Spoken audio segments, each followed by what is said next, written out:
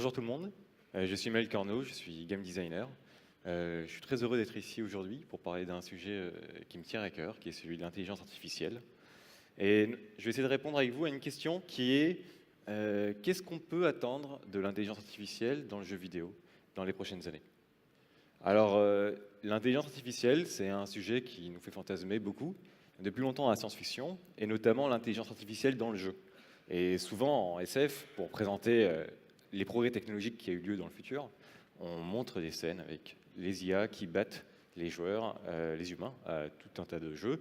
Ici, dans 2001, par exemple, à la fin de Wargame, il y a une terrible partie de l'IA contre elle-même au Morpion. Ou bien cette scène que j'aime beaucoup de Star Wars où il joue une espèce d'échec holographique. Mais ce qui est important avec ça, c'est de voir que c'est un fantasme qui est là, et même qui est là depuis longtemps, puisque dès le 19e siècle, il y avait eu une histoire qui avait fait couler beaucoup d'encre. On avait créé un super robot qui s'appelait le Turc mécanique et qui battait un à un tous les champions des échecs. Bon, en vrai, il y avait un gars qui était caché à l'intérieur. Mais il y avait eu déjà un tas d'articles dans les journaux qui parlaient de cette révolution.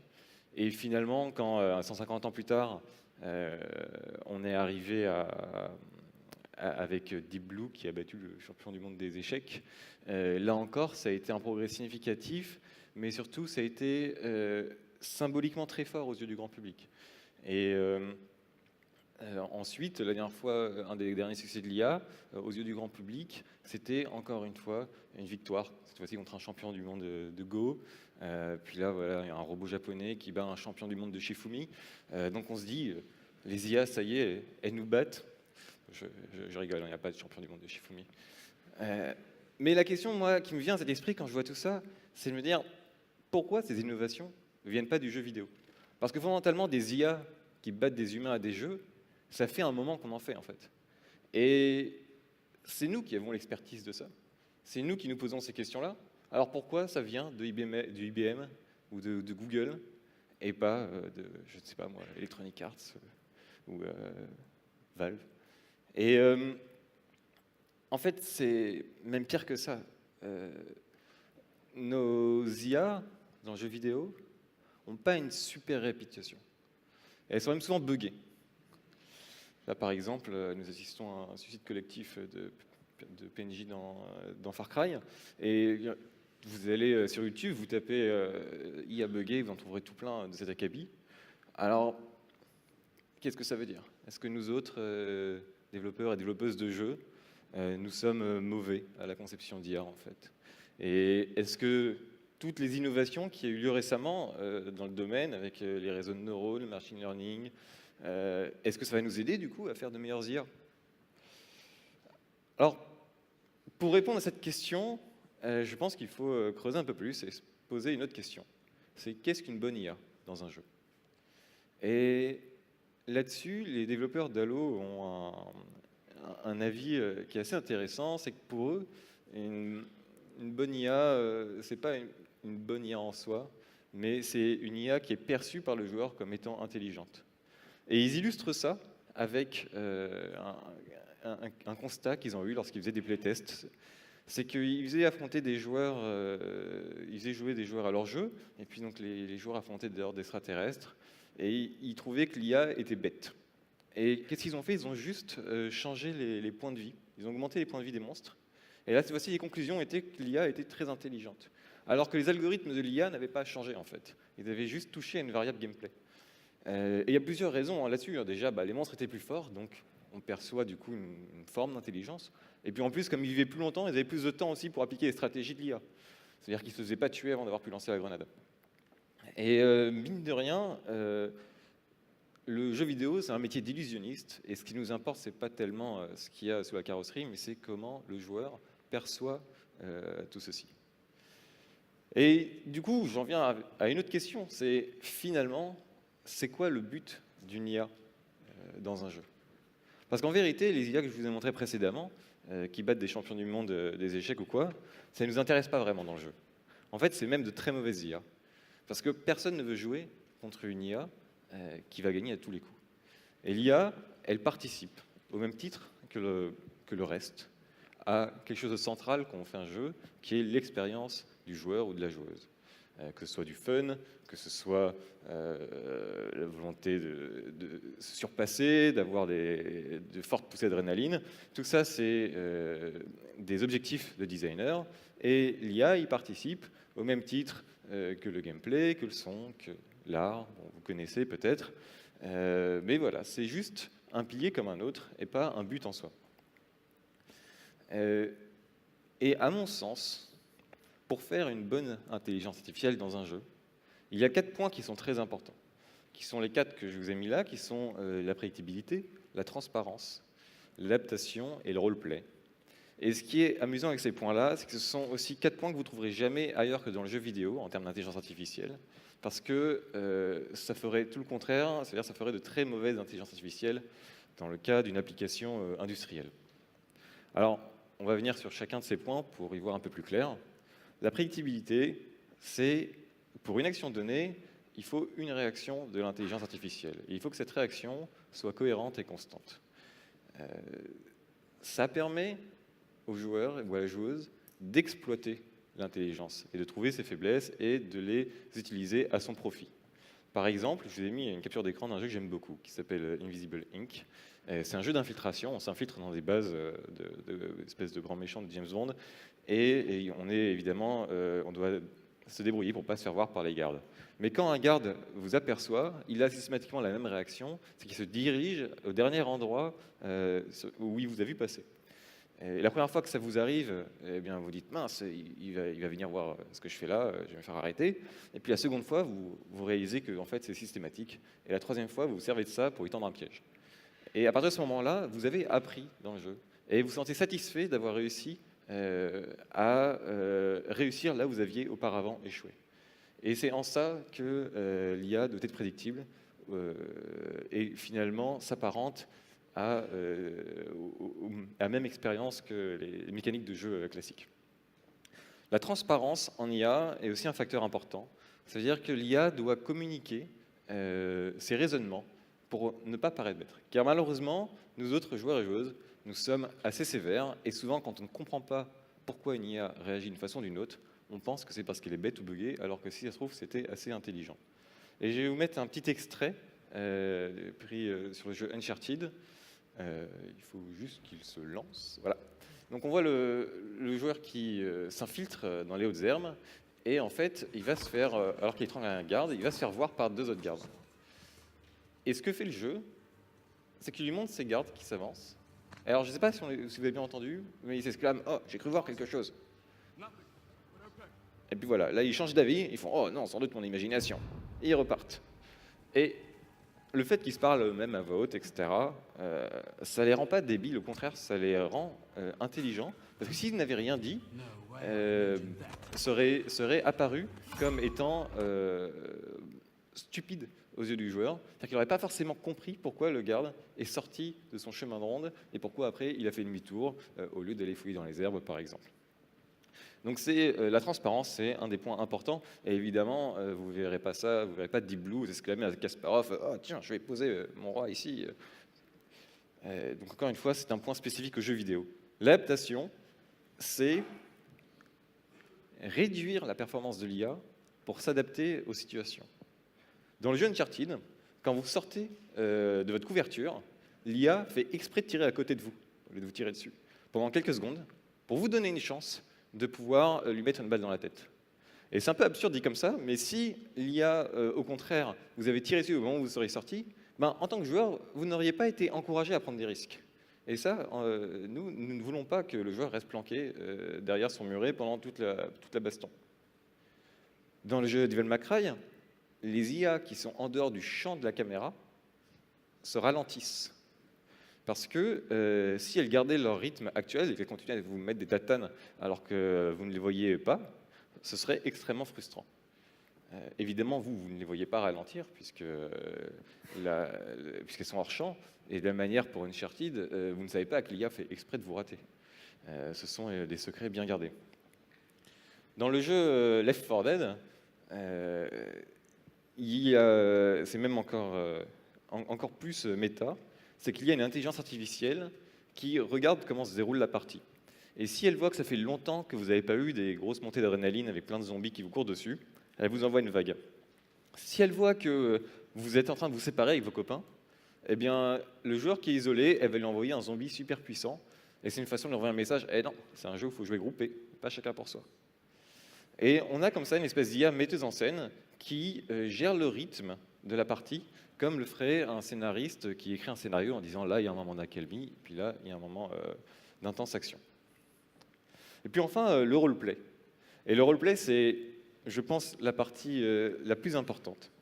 C'est que l'IA, elle apparaît dans un contexte. Elle apparaît dans un contexte narratif et elle joue un rôle. Son but, c'est pas d'appliquer l'algorithme le plus efficace, mais c'est d'appliquer l'algorithme le plus cohérent avec l'histoire du jeu. Et ça se voit très bien dans des jeux comme Civilization, par exemple, où les IA adoptent des stratégies pour diriger leurs empires qui correspondent, théoriquement, au caractère des différents leaders. Alors évidemment, il y a toujours des débordements, comme Gandhi qui vous balance une bombe nucléaire, mais ces débordements sont assez rares, fort heureusement. Alors qu'est-ce qu'on peut attendre de l'intelligence artificielle dans le futur? J'ai eu la chance de travailler sur un jeu qui est sorti il y a un an, qui s'appelle Event Zero. J'ai fait du game design et du scénario sur ce jeu. C'est un jeu qui prend l'intelligence artificielle et qui la met au cœur du gameplay. Je vais vous montrer un petit extrait qui a été enregistré par un youtubeur assez connu quand le jeu est sorti. Donc, il joue un astronaute dans une station spatiale, sauf que l'équipage a disparu et lui, il doit convaincre l'ordinateur de bord de le ramener sur Terre. Et pour ce faire, donc, il peut se déplacer et explorer l'environnement comme on le voit là, mais il peut aussi aller trouver les différents terminaux qui sont éparpillés dans la pièce et puis taper du texte. Et l'ordinateur lui répond. Et ce qui est important là-dedans, c'est que il peut donner des commandes et des ordres comme on le faisait finalement dans les années 80 quand on jouait à des RPG, mais l'ordinateur de bord préfère qu'on lui parle de façon très humaine, avec des phrases complètes, et qu'on fasse preuve de politesse et de gentillesse. That's weird. Open door. Ah!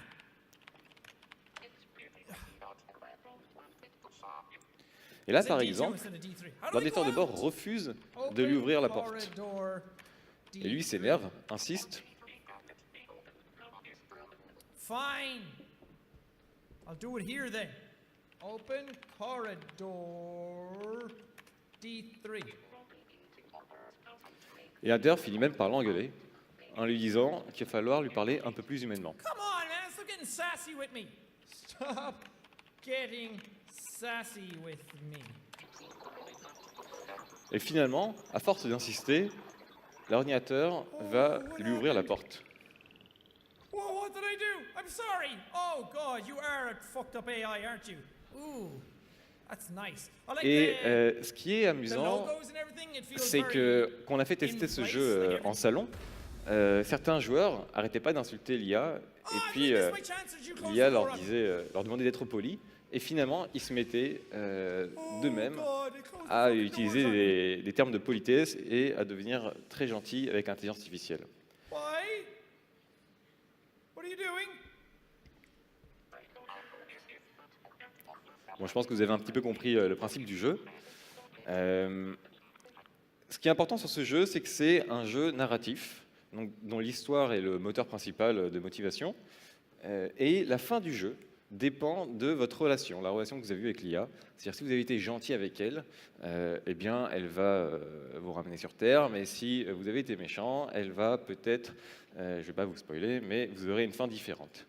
Et il y a 3 fins qui ont été écrites sur ce jeu. Et puis il y a quelques mois, je suis allé sur Wikipédia pour voir un peu la page Wikipédia du jeu, et là je vois qu'il est écrit qu'il y a 4 fins sur le jeu. Alors, je suis un peu sur le cul, hein, désolé, mais je les ai écrites les fins, donc je sais quand même de quoi il s'agit. Et j'ai lu donc la 4e fin, et c'est effectivement une fin que je ne connaissais pas. Et je me dis, il y a quand même une description très complète, et puis surtout comment l'obtenir. Alors je vais voir sur YouTube, et puis je vois quelques joueurs qui ont trouvé cette fin, qui parlent de la fin secrète d'Event Zero, etc. Et on a regardé du coup avec l'équipe, et en fait, c'est un bug.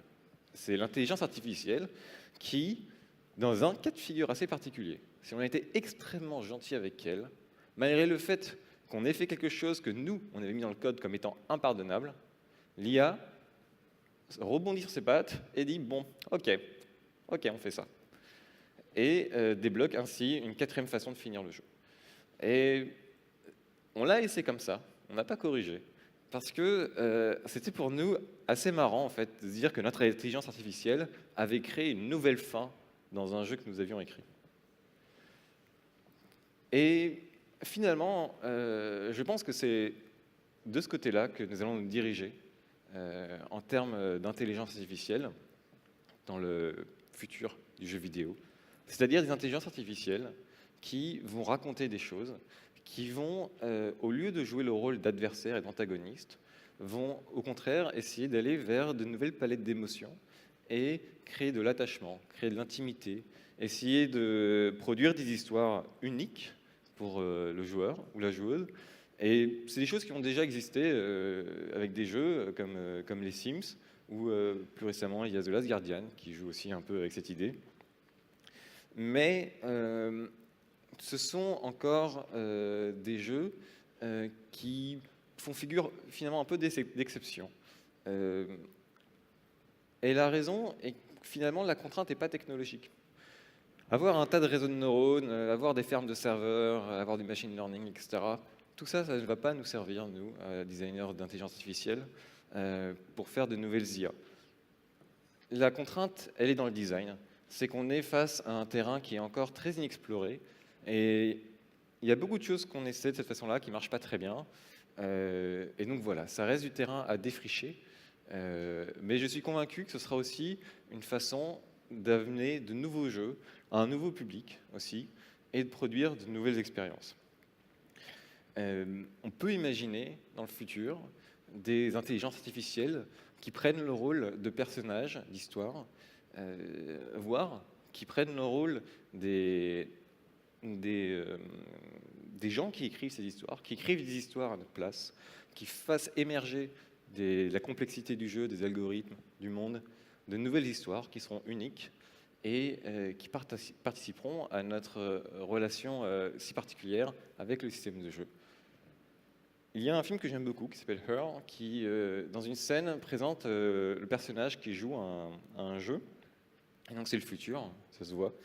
Et il y a un moment dans ce jeu où il se retrouve à rencontrer un espèce de personnage très bizarre. Et il peut discuter avec lui, etc. Et moi, ce que je trouve intéressant là-dedans, c'est que finalement, on nous présente ça comme étant le futur, mais en réalité, on pourrait déjà y être. Alors, vous enlevez les hologrammes au milieu du salon. La reconnaissance vocale, bon, on n'est peut-être pas à ce niveau-là. Dans le film, c'est très très fluide. Mais en trouvant les bonnes façons d'interagir avec l'IA, je pense que nous pourrions déjà avoir des situations extrêmement nouvelles en termes de système de jeu et en termes d'émotions générées par le jeu. Voilà, je vous remercie de votre attention. N'hésitez pas si vous avez des questions. Si vous avez des questions, c'est le moment. Et puis sinon, on se verra après. Pardon. Ah oui.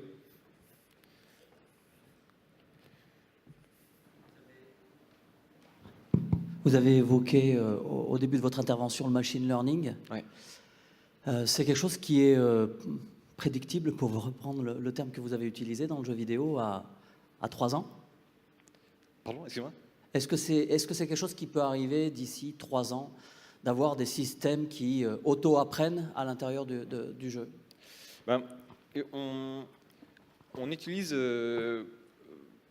parfois, dans certains cas, certains jeux vont utiliser effectivement ce type de technologie, mais il y a deux choses qui, pour moi, agissent un peu comme un frein pour, on va dire, une utilisation vraiment large de ce type de technologie.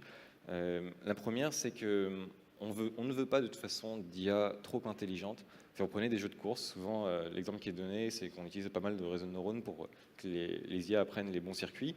Mais au final, elles pourraient de cette façon-là obtenir les circuits optimaux et du coup devenir imbattables. Et puis la seconde chose, c'est que beaucoup de ces systèmes-là, finalement, fonctionnent comme des boîtes noires. Et nous, en tant que designers, nous aimons beaucoup avoir le contrôle sur le détail pour essayer de créer des situations très particulières plutôt que voilà, laisser faire un peu le système, laisser le système faire sa tambouille. Donc après, évidemment, hein, je ne dis pas que tout ça ne sert à rien. Et on va sans doute trouver un tas d'applications dans des cas assez spécifiques. Mais c'est selon moi, en tout cas, les raisons pour lesquelles on y va avec prudence, voilà, dans l'industrie.